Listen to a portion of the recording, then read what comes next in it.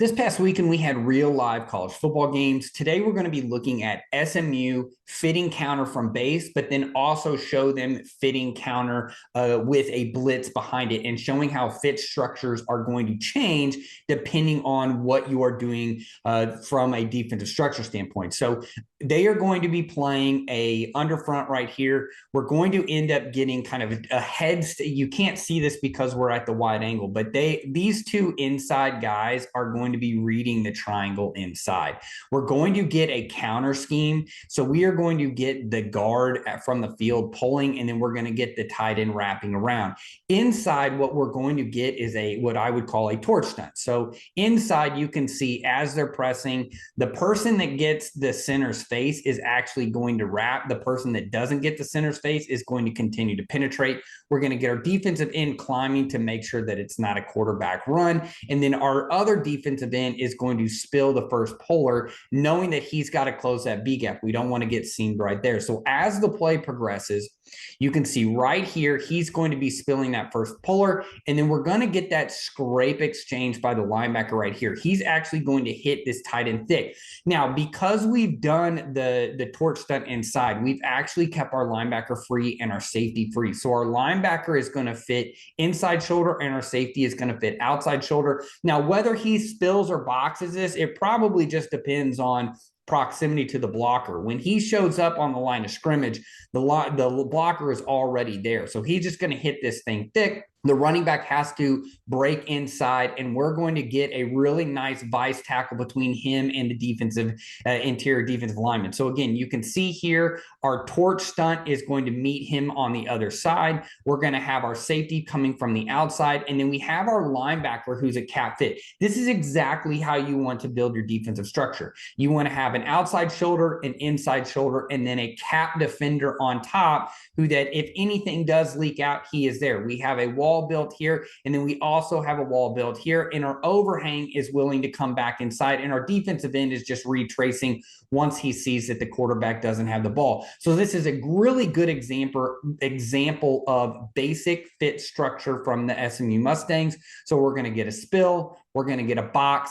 Where our other defensive end, you would call that a box as well because he's working on the inside. Our safety is fitting from the outside in, and we get a really nice vice tackle between the interior defensive lineman and safety, and with our cap fitter from the linebacker. Now, in the next clip, we're going to watch how a blitz from the edge is going to change the fit structure.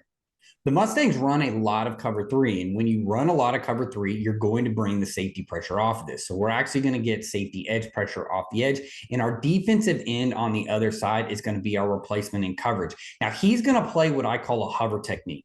So all a hover technique means is that he is going to be action to coverage. So if he gets a down block and he looks down the line and he sees a puller, he's just going to pop his feet right here on the line of scrimmage, and then he can insert back in. Now, because we have pressure coming from the other side, he is actually going to build a wall. So much like we saw the linebacker in the last clip set the edge, the end is not going to spill anymore. Because he's a cover defender first, he's actually our overhang. So as he works vertically, he is going to build a box, understanding that the pressure is actually coming from the other side. Now remember, in our last clip, he stepped up and then actually spilled the initial puller. He will not be doing that on this one. We are also not going to be getting a torch stunt inside. We're not getting a torch stunt inside because these guys are all stepping to a gap, knowing that they're getting edge pressure. So we're actually moving the line away from the pressure, and then we're actually pulling everybody back across. That's why we call this a seesaw pressure or a replacement pressure in terms of coverage.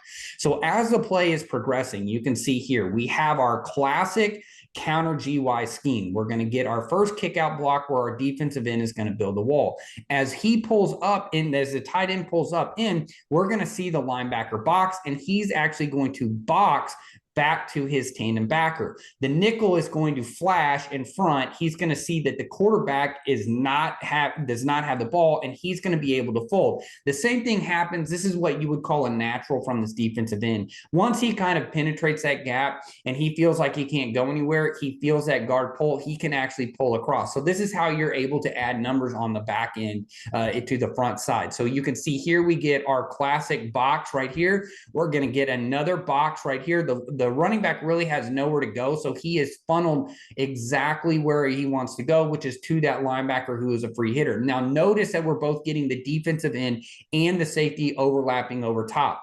So even though we don't technically have a cap defender, we end up getting it because our defensive end is also rotating that way. And then our nickel has gone path of least resistance. He sees that the quarterback doesn't have it, and then he's going to fold over. But remember, we have a box, and then we are going to have our free hitter right here in the phone booth. So what we really want is to cut that running back off from bouncing. Now, one thing from the gun, and I'll go back to the very beginning with this, one thing with the gun is that it's a natural logging action. So they actually don't mind if you spill here, and then he's going to log if you spill here. He doesn't mind because he's going to take a flat path and he's going to work over here, hoping that you don't have an overhang. So in a gun, sometimes it's really nice to be able to set a box as he's trying to get horizontal. He now has to cut back and get vertical, which takes time, and it ends up with your free hitter there in a phone booth. So again, we're going to get a box.